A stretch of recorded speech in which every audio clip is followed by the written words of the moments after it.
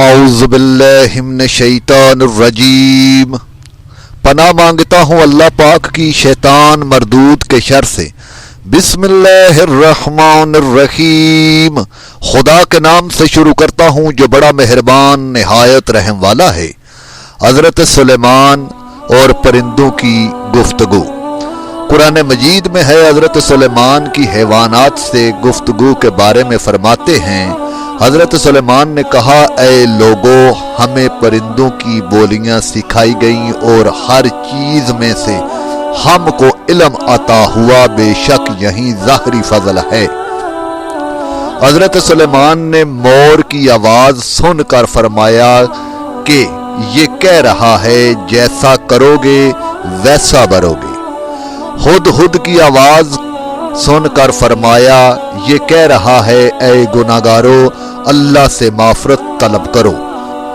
حطاف لمبے بازو والا چھوٹے پاؤں والے سیاہ رنگ کا پرندہ کی بولی کو سن کر فرمایا یہ کہہ رہا ہے نیکی کے کام کرتے رہو، آگے ان کی اجر پاؤ گے۔ قمری کی آواز سن کر فرمایا یہ تسبیح پڑھ رہا ہے سبحان ربی الاعلی۔